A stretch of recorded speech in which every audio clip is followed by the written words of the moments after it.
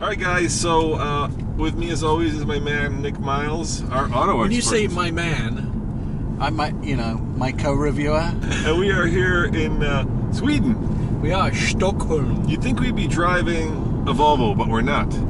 Yeah, so I asked this very question actually. Why are we going to Sweden to drive the Lexus UX? Mm-hmm.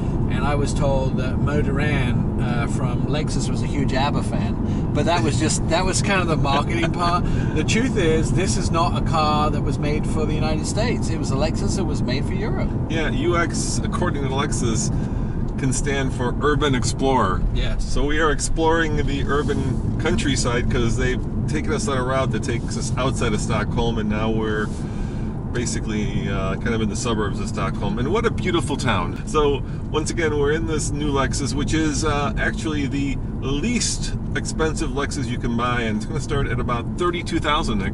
Yes, and with lots of options to purchase as well.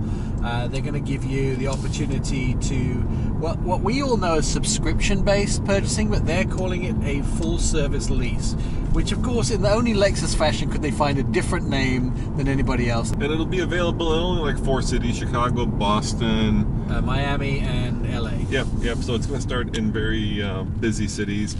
And basically this car comes in 3 flavors. There's a 200, there's a 250 hybrid, which we're in, and then there's an F-Sport on top of that. Right. And the difference is the hybrid, of course, is 4-wheel drive, and it's got that classic Lexus setup where you have a 4-cylinder in the front that, in the case of the front-wheel drive 200, puts out 168 horsepower and 151 pound-foot of torque. And if you go into this all-wheel drive version, the hybrid, basically there's a battery in the back that powers a secondary generator which turns the rear wheels. So that's how it becomes all-wheel drive versus front-wheel drive, and I think with a combined horsepower of about 175.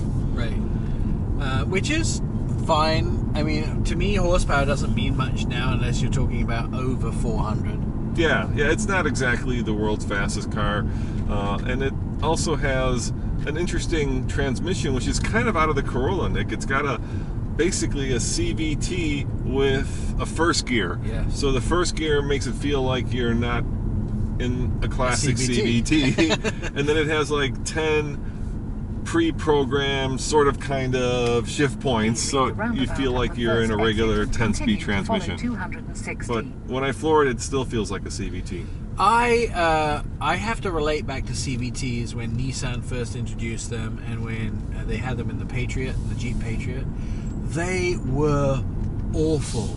But I have to say, like, I don't hate them now. Wait, Nissan had them in the Jeep Patriot? No, so Jeep had them in the Patriot, and okay. Nissan introduced them in the Murano. Okay, yeah. So when those vehicles were there, Nissan and Jeep were the first two I drove. Much hated. Yeah, they were absolutely disgusting. They were like a set fire to the car immediately. However, and I think a lot of us still remember how crappy they were back then, but it's not as bad. I mean, it's not great either. But I'm going to floor it here. Okay. You'll still feel that rubber band effect. Here we go. You have reached your stopover. It just feels like when you floor it, it does feel awful. But I will say, when you drive it normally, it's not horrible.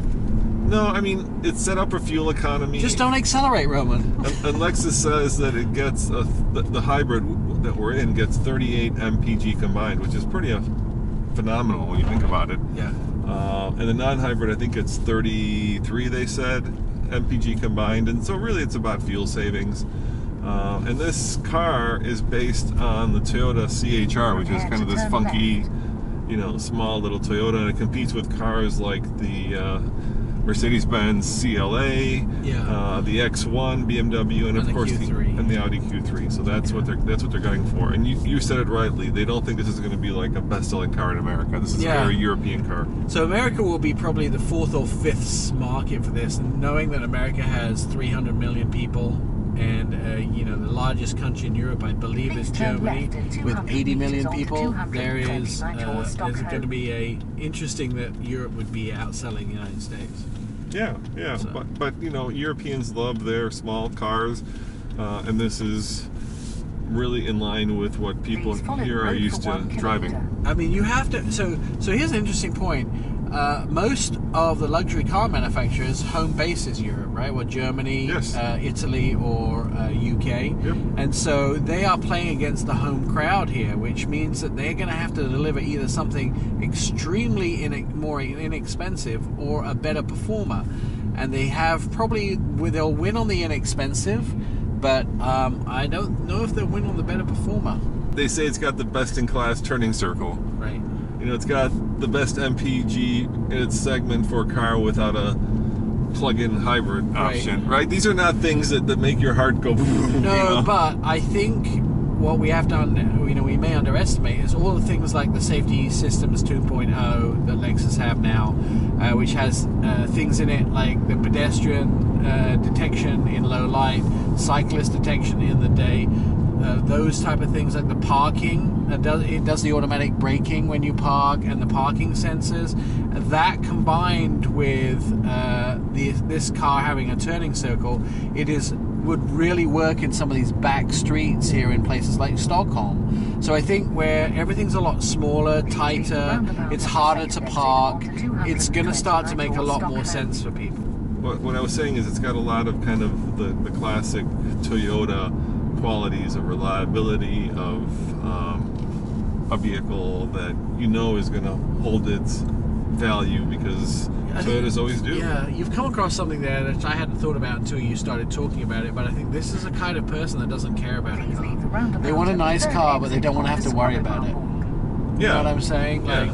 Like image is important to them, but it's not as important as knowing the car will start every morning. It's not costing them a fortune. It's going to be easy to drive. There's a lot of things here that this car's going to do, which it's going to make it great for somebody who doesn't want to think about their car too much. Here we go, floored. Yeah, it's not making me happy when you floor it. And they talk about it having the lowest cabin noise in its class. It's a little loud. The tires seem loud to me, but you know what? I would need to drive the others side by side on the same roads to really see how I feel. But I'm not noticing it's amazingly quiet. By the way, we have an English lady that's guiding us around. Yeah, she's very interruptive. It does handle really well. I mean, I'm pretty happy with the way. Now I can go to the highway. Here we go. I don't feel those shift points. Completely empty highway. Yeah, let me go to Sport Plus. We've got 3 drive modes. You're getting crazy. You're probably off the hook a little bit, getting crazy here. I mean, what's the speed limit here? Oh, it's 90. 90. The other thing is, it is a small car, but there's a lot of room. I mean, I've got actually plenty of headroom with the sunroof, which is unusual. Yeah. And I've got plenty of legroom. I don't think there's a hell of a lot of legroom in the back. And you can see when you open up the trunk that the batteries do take up some more. Quite a lot of trunk space. Yeah, you lose trunk space because of the battery that powers the rear wheels when you get the all-wheel drive. But for $32,000, I just spent $48,000 on a Mini, which is pretty much the same size as this. Yeah, but that's a front-wheel drive. This one's going to be more like $40K when it's all said and done. You know that. All right. We don't know yet. They didn't say. And they won't give us pricing above the base. Yeah, and by the way, it will be available right around Christmas. December for the gas, and then the hybrid in the beginning of 2019. I think they'll sell a boatload of these, Nick. I really do. I think anything crossover right now is red hot, and this is, a crossover that's reaching down into a youthful segment. What do they call the people who are buying this? Centennials? No. Centennials. It was some weird name. Centennials. X-I-E-N. Centennials. Yeah. Centennials. They made up like... It's a combination of Generation X and Y, millennials. and Z. Yeah, exactly. So basically anybody under 45. Yeah, so anybody. Yeah. And so the truth is, all these car companies always go out with this young, dynamic, fresh, cultural, attack, and they always end up having retirees buy the car. Yeah, because the cars are great for people on a fixed budget because they're inexpensive and they last a long time, and so there's a lot of value in them. So they don't want They don't want to show like old retiree empty nesters, you know, loading everyone up with like shoes they're taking to Goodwill. That's just not the image they want. They have got some nice materials. They have this sort of stonewash paper look on the inside that comes in 3 different colors. That to me is one of the most adventurous things I've seen. Lexus have always been great with their interiors. They were way ahead of the curve. They've never really got into the piano black, which to me was pretty awful. But these materials are actually very modern. They're very Swedish, actually, if you look at it. Yeah, and there's not a lot of signs of cost cutting. You know, like where I put my elbow, it's soft. Here it's hard. Here it's soft. Yeah. Do you know one thing I really, really hate about every car company that does this? What's that? They say they have a driver-focused cockpit. Yep.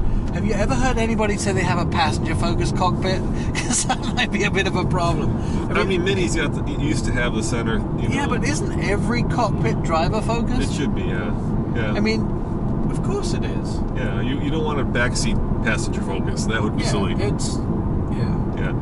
But you do there. I mean, like I said, there's not a lot of signs of cost cutting. You do have the small sunroof instead of the big one, which have become ubiquitous now. You also have Alexa, standard, so you can. You can communicate via Alexa and Apple CarPlay. Yeah. So with Alexa, for instance, you can from your home Alexa, you can check this vehicle's fuel, how much gas you have in it, or you can check. So it's home to car and car to home. Yeah, or you can. I guess you can say, "Hey Alexa, I want to buy new floor mats," and you can buy floor mats and all the stuff you can do with Alexa, you can do from the car. Hey Alexa. Hey Alexa, wake up. Now take the exit on the right. Probably have to activate her. Yeah, you probably have to hit the little thing. I once was in a car manufacturer event where I said, "Hey Alexa, buy 25 gallons of milk," and she did. Really? On the car company's dime, yeah. Where did she send them? The saving grace was that the order was stuck in the outbox because she didn't know what kind of milk to order. Full fat, whatever. So they found it, they caught it, and deleted it. But otherwise, that car company would have had 25. There's a Swedish McDonald's. Yeah. McDonald's. Yeah, I'm sure it's They the same. have sausages.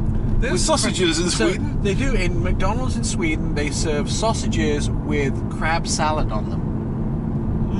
If I ate crab and sausages, I'd be like, yum, but I don't, so I'm not. Yeah, it's it's a car that I think will do well in Europe. I'm not sure it's going to be as popular like they say in the US. I think it's probably just a little too small for our needs.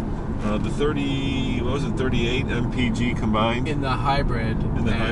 33 in the gas is good for a vehicle that's basically a crossover. It does have all the safety gear. Does it tell you what you're getting fuel economy wise? Hey, at home, figure it out. It's saying 6.6 liters per 100k. Well, guys, thanks for joining me and Nick. I do like the heads-up display, Nick. That's nice. And I do like this orange. What's the orange color called? It's got some crazy name. Blazing exterior is blazing Carnelian.